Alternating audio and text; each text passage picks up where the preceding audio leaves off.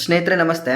ಇವತ್ತಿನ ಒಂದು ದಿನಪತ್ರಿಕೆಯಲ್ಲಿ ಮೈನಾರಿಟಿ ಶಾಲಾ ಅತಿಥಿ ಶಿಕ್ಷಕರ ನೇಮಕಾತಿಗೆ ಸಂಬಂಧಪಟ್ಟಾಗಿ ಒಂದೊಂದು ವಿಶೇಷ ವರದಿ ಇದೆ. ಅದು ಏನು ವರದಿ ಇದೆ ಮತ್ತು ಯಾಕೆ ಶಿಕ್ಷಕ ಆಕಾಂಕ್ಷಿಗಳು ಅಸಮಾಧಾನ ವ್ಯಕ್ತಪಡಿಸ್ತಾ ಇದ್ದಾರೆ, ಈ ಒಂದು ವಿಚಾರದ ಬಗ್ಗೆ ನಾವಿಲ್ಲಿ ಡಿಸ್ಕಸ್ ಮಾಡ್ತಾ ಹೋಗ್ತೀವಿ. ಇಲ್ಲಿ ಪ್ರಮುಖವಾಗಿ ಒಂದು ಪರೀಕ್ಷಾ ಪದ್ಧತಿ ಯಾವ ರೀತಿ ಇದೆಯಪ್ಪ ಅಂದರೆ, ಏನು ಶಿಕ್ಷಕರ ಒಂದು ನೋಟಿಫಿಕೇಷನ್ ಆಗ್ತದಲ್ಲ, ಆ್ಯಸ್ ಇಟ್ ಈಸ್ ಅದೇ ಒಂದು ಫಾರ್ಮಾಲಿಟೀಸ್ ಇಲ್ಲಿ ಇರ್ತಾ ಹೋಗ್ತದೆ. ಆ್ಯಕ್ಚುಲಾಗಿ ಹೇಳ್ಬೇಕಂದ್ರೆ ಇದು ಅತಿಥಿ ಶಿಕ್ಷಕರ ನೇಮಕಾತಿಗೆ ಸಂಬಂಧಪಟ್ಟ ಹಾಗೆ ಇರ್ತಕ್ಕಂಥದ್ದು. ಅಂದರೆ ಇಲ್ಲಿ ಏನಾಗ್ತಿದೆ, ಈ ಒಂದು ಮೈನಾರಿಟೀಸ್ ಅಲ್ಪಸಂಖ್ಯಾತರ ಶಾಲೆಗಳಲ್ಲಿ ಅತಿಥಿ ಶಿಕ್ಷಕರನ್ನು ನೇಮಕ ಮಾಡ್ಕೊಳ್ಳಿಕ್ಕೆ ಸಿ ಇ ಟಿಯನ್ನು ನಡೆಸ್ತಾ ಇದ್ದಾರೆ. ಪರೀಕ್ಷೆಯ ಮುಖಾಂತರ ಆಯ್ಕೆ ಮಾಡ್ಕೊಳ್ತಾರೆ ಎನ್ನುವಂಥದ್ದು. ಈಗ ಸಾಮಾನ್ಯವಾಗಿ ಈ ಸರ್ಕಾರಿ ಶಾಲೆಗಳಲ್ಲಿ ಅತಿಥಿ ಶಿಕ್ಷಕರನ್ನ ಹೆಂಗೆ ಆಯ್ಕೆ ಮಾಡ್ಕೊಳ್ತಾರೆ, ಆಯಾ ಭಾಗದಲ್ಲಿ ಇರ್ತಕ್ಕಂಥ ಸ್ಥಳೀಯ ವಿದ್ಯಾರ್ಥಿಗಳು ಯಾರಿರ್ತಾರೆ, ಅವರ ಅಪ್ಲಿಕೇಶನನ್ನು ತೆಗೆದುಕೊಂಡು ತದನಂತರ ಅವ್ರನ್ನ ನೇಮಕ ಮಾಡ್ಕೊಳ್ತಾರೆ. ಆದರೆ ಇಲ್ಲಿ ಸಿ ಇ ಟಿಯನ್ನು ನಡೆಸಲಿಕ್ಕೆ ಹೊಂಟಿರ್ತಕ್ಕಂಥದ್ದು ವಿದ್ಯಾರ್ಥಿಗಳ ಅಸಮಾಧಾನಕ್ಕೆ ಇಲ್ಲಿ ಕಾರಣ ಆಗಿರುವಂಥದ್ದು. ಅರ್ಥ ಆಗ್ತಿದೆಯಾ? ಇಲ್ಲಿ ಅಲ್ಪಸಂಖ್ಯಾತರ ಇಲಾಖೆ ವ್ಯಾಪ್ತಿಯಲ್ಲಿ ಇರ್ತಕ್ಕಂಥ ಶಾಲಾ ಕಾಲೇಜುಗಳಿಗೆ ಅತಿಥಿ ಶಿಕ್ಷಕರನ್ನು ಮತ್ತು ಉಪನ್ಯಾಸಕರುಗಳನ್ನು ನೇಮಕ ಮಾಡ್ಕೊಳ್ಳಿಕ್ಕೆ ಸಾಮಾನ್ಯ ಪ್ರವೇಶ ಪರೀಕ್ಷೆ ಅಂದರೆ ಸಿ ಇ ಟಿಯನ್ನು ನಡೆಸ್ತಾ ಇರ್ತಕ್ಕಂಥದ್ದು ಶಿಕ್ಷಕ ಆಕಾಂಕ್ಷಿಗಳ ಕೆಂಗಣ್ಣಿಗೆ ಗುರಿಯಾಗಿದೆ. ಇಲ್ಲಿ ಮೊದಲೆಲ್ಲ ಏನು ಮಾಡ್ತಿದ್ರಪ್ಪ ಅಂದ್ರೆ, ನೇರವಾಗಿ ಅಂದರೆ ಏನು ಬಿ ಎಡ್ ಮಾಡ್ಯಾರ, ಇಲ್ಲಿ ಪದವಿ ಮತ್ತು ಬಿ ಎಡ್ ಮಾಡಿರ್ತಕ್ಕಂಥ ಅಂಕಗಳನ್ನು ಆಧಾರವಾಗಿ ಇಟ್ಕೊಂಡು ನೇಮಕ ಮಾಡ್ಕೊಳ್ತಿದ್ರು. ಆದರೆ ಮೊದಲ ಬಾರಿಗೆ ಏನು ಮಾಡ್ತಿದ್ದಾರೆ, ಸಿ ಇ ಟಿಯನ್ನು ನಡೆಸೋದ್ರ ಮೂಲಕ ಅತಿಥಿ ಶಿಕ್ಷಕರನ್ನು ನೇಮಕ ಮಾಡ್ಕೊಳ್ತಾ ಇರ್ತಕ್ಕಂಥದ್ದು ಸಾಕಷ್ಟು ಅಸಮಾಧಾನಕ್ಕೆ ಇಲ್ಲಿ ಕಾರಣ ಆಗಿರ್ತಕ್ಕಂಥದ್ದು. ಇಲ್ಲಿ ಅಲ್ಪಸಂಖ್ಯಾತರ ಶಾಲೆಗಳು ಅಂದಾಗ ಮೊರಾರ್ಜಿ ದೇಸಾಯಿ ವಸತಿ ಶಾಲೆ, ಮೌಲಾನಾ ಆಜಾದ್ ಸ್ಕೂಲು, ಹೀಗೆ ಈ ಶಾಲೆಗಳಲ್ಲಿ ಇರ್ತಕ್ಕಂತಹ ಶಾಲೆಗಳಲ್ಲಿ ಕೆಲಸವನ್ನು ಮಾಡಲಿಕ್ಕೆ ಅತಿಥಿ ಉಪನ್ಯಾಸಕರನ್ನು ನೇಮಕ ಮಾಡ್ಕೊಳ್ತಾರೆ. ಇದಕ್ಕೋಸ್ಕರ ಸಿ ಇ ಟಿ ಪರೀಕ್ಷೆಯನ್ನು ಮಾಡ್ತಾರೆ. ಇಲ್ಲಿ ಹೇಗಿರ್ತದೆ ಹಾಗಾದರೆ ಆಯ್ಕೆ ವಿಧಾನ, ಈ ಆಯ್ಕೆಯ ಪ್ರಕ್ರಿಯೆ ಯಾವ ರೀತಿ ಇರುತ್ತೆ? ಈ ಅತಿಥಿ ಶಿಕ್ಷಕರ ನೇಮಕಕ್ಕೆ ರಾಜ್ಯಾದ್ಯಂತ ಏನು ಮಾಡ್ತಾರೆ, ಸಿ ಇ ಟಿ ಪರೀಕ್ಷೆಯನ್ನು ನಡೆಸ್ತಾರೆ.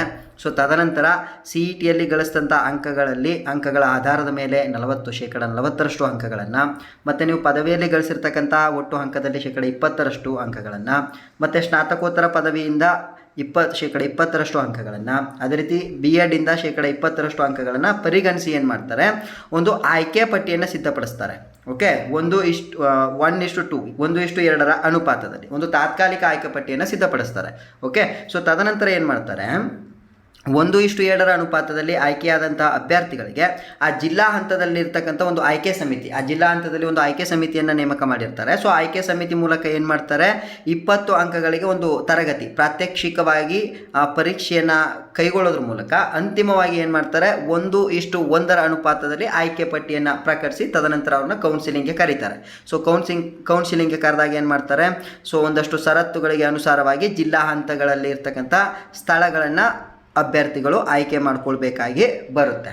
ಆಯಿತಾ? ಇಲ್ಲಿ ವಿಶೇಷವಾಗಿ ನಾವು ಗಮನಿಸ್ಕೊಳ್ಬೇಕಾಗಿರ್ತಕ್ಕಂಥದ್ದು ಏನಂದರೆ, ಒಂದು ನೇಮಕಾತಿ ಪ್ರಕ್ರಿಯೆ ಯಾವ ರೀತಿ ನಡೀತದೋ ಅತಿಥಿ ಶಿಕ್ಷಕರ ನೇಮಕಾತಿ ಪ್ರಕ್ರಿಯೆಯು ಕೂಡ ಆ್ಯಸ್ ಇಟ್ ಈಸ್ ಅದೇ ರೀತಿ ನಡೀತಾ ಹೋಗ್ತದೆ ಅನ್ನುವಂಥದ್ದನ್ನು ನಾವು ಇಲ್ಲಿ ವಿಶೇಷವಾಗಿ ಗಮನಿಸ್ಕೊಳ್ಬೇಕು. ಇದೆಲ್ಲ ಮಾಡೋದ್ರ ಬದಲಿಗೆ ನೇರವಾಗಿ ಏನು ಮಾಡ್ಬೋದು, ರಿಕ್ರೂಟ್ಮೆಂಟನ್ನೇ ಮಾಡಿಬಿಡ್ಬೋದು ಸರ್ಕಾರ. ಇದು ವಿದ್ಯಾರ್ಥಿಗಳಲ್ಲಿ ಅಸಮಾಧಾನಕ್ಕೆ ಕಾರಣ ಆಗಿರ್ತಕ್ಕಂಥ ಪ್ರಮುಖ ಅಂಶ. ಇನ್ನು ಇದರಲ್ಲಿ ಕಂಪ್ಯೂಟರ್ ಸೈನ್ಸ್ ವಿಜ್ಞಾನ ಉಪನ್ಯಾಸಕ ಹುದ್ದೆಗೆ ಸ್ನಾತಕೋತ್ತರ ಪದವಿ ಮತ್ತು ಕಂಪ್ಯೂಟರ್ ಶಿಕ್ಷಕರ ಹುದ್ದೆಗೆ ಪದವಿ ವಿದ್ಯಾರ್ಹತೆಯಲ್ಲಿ ಪಡೆದಿರ್ತಕ್ಕಂಥ 40% ಅಂಕಗಳನ್ನು ಪರಿಗಣಿಸ್ತಕ್ಕಂಥದ್ದು, ಮತ್ತು ಬಿ ಎಡ್ ವಿದ್ಯಾರ್ಹತೆಯಿಂದ ಅವರಿಗೆ ವಿನಾಯಿತಿಯನ್ನು ಕೂಡ ನೀಡಿರ್ತಾರೆ. ಯಾರ್ಯಾರಿಗೆ, ಕಂಪ್ಯೂಟರ್ ಸೈನ್ಸ್ ಮತ್ತು ವಿಜ್ಞಾನ ಉಪನ್ಯಾಸಕ ಹುದ್ದೆಗೆ ಅರ್ಜಿಯನ್ನು ಹಾಕಿರ್ತಕ್ಕಂಥ ಅಭ್ಯರ್ಥಿಗಳಿಂದ. ಇನ್ನು ಇದರ ಒಂದು ಪರೀಕ್ಷೆಯ ಸ್ವರೂಪ, ಸಿ ಇ ಟಿ ಪರೀಕ್ಷೆಯ ಸ್ವರೂಪ ಯಾವ ರೀತಿ ಇರ್ತದೆ, ಒಟ್ಟು ನೀವು 100 ಅಂಕಗಳಿಗೆ ಪರೀಕ್ಷೆಯನ್ನು ಬರೀತೀರಿ. ಇದರಲ್ಲಿ ಕಡ್ಡಾಯ ಕನ್ನಡ, ಕಡ್ಡಾಯ ಇಂಗ್ಲೀಷ್, ಶಿಶು ವಿಕಸನ ಮತ್ತು ಬೋಧನಾ ಕ್ರಮ, ಪ್ರಸ್ತುತ ಶಿಕ್ಷಣದ ಒಲವುಗಳು, ಹಾಗೆಯೇ ಶೈಕ್ಷಣಿಕ ಪ್ರಚಲಿತ ಘಟನೆಗಳು, ಎಲ್ಲ ವಿಚಾರಗಳಿಂದ ತಲಾ 20 ಅಂಕಗಳಂತೆ ಒಟ್ಟು 100 ಅಂಕಗಳ 2 ಗಂಟೆಗಳ ಅವಧಿಯ ಪರೀಕ್ಷೆ ನಿಮಗೆ ನಡೆಸ್ತಾರೆ. ಇಲ್ಲಿ ಪ್ರಮುಖವಾಗಿ ಪ್ರಶ್ನೆಗಳು ರಾಜ್ಯ ಪಠ್ಯಕ್ರಮದ 6ರಿಂದ 10ನೇ ತರಗತಿ ಪಠ್ಯಪುಸ್ತಕ ಇದೆಯಲ್ಲ, ಇದನ್ನೇ ಆಧರಿಸ್ತದೆ. ಇದರಲ್ಲಿ ಯಾವುದೇ ಅನುಮಾನಗಳಿಲ್ಲ. ಆದರೆ ಇಲ್ಲಿ ನಾವು ಒಂದನ್ನು ಗಮನಿಸಬೇಕು, ಇಲ್ಲಿ ಯಾವುದೇ ಋಣಾತ್ಮಕ ಅಂಕಗಳನ್ನು ಕಳೆಯೋದಿಲ್ಲ ತಪ್ಪು ಉತ್ತರಗಳಿಗೆ. ಆದರೆ ಈ ಒಂದು ಪರೀಕ್ಷಾ ವಿಧಾನ ಏನು ನೇಮಕಾತಿಯ ಸಂದರ್ಭದಲ್ಲಿ ಶಿಕ್ಷಕರ ನೇಮಕಾತಿಗೆ ರಿಕ್ರೂಟ್ಮೆಂಟ್ ಅಧಿಸೂಚನೆಯನ್ನು ಹೊರಡಿಸಿದಾಗ ಯಾವೆಲ್ಲ ಪ್ರಕ್ರಿಯೆಗಳು ಇರ್ತಾವೋ ಅಷ್ಟೆಲ್ಲ ಪ್ರಕ್ರಿಯೆಗಳು ಈ ಮೈನಾರಿಟಿ ಶಾಲಾ ಅತಿಥಿ ಶಿಕ್ಷಕರ ನೇಮಕಾತಿಗೆ ನಡೀತಾ ಹೋಗ್ತದೆ. ನೋಡ್ರಿ, ಅಲ್ಲಿ ವೇತನ ಇರ್ತಕ್ಕಂಥದ್ದೇ 10,000. ಆಯಿತಾ? ಆದರೆ ಈ 10,000 ವೇತನವನ್ನು ಕೊಡಲಿಕ್ಕೆ, ಅದು ಕೂಡ ತಾತ್ಕಾಲಿಕವಾಗಿ ನೇಮಕ ಮಾಡ್ಕೊಳ್ಳಿಕ್ಕೆ ಇಷ್ಟೆಲ್ಲ ಒಂದು ಪ್ರಕ್ರಿಯೆಗಳು, ಸಿ ಇ ಟಿ ಪರೀಕ್ಷೆಯನ್ನು ನಡೆಸ್ತಕ್ಕಂಥದ್ದು ಮತ್ತು ಅದರಲ್ಲಿ ವಿದ್ಯಾರ್ಥಿಗಳನ್ನು ಆಯ್ಕೆ ಮಾಡ್ಕೊಳ್ಳುವಂಥದ್ದು, ಇದೆಲ್ಲ ಅಗತ್ಯ ಇದೆಯಾ?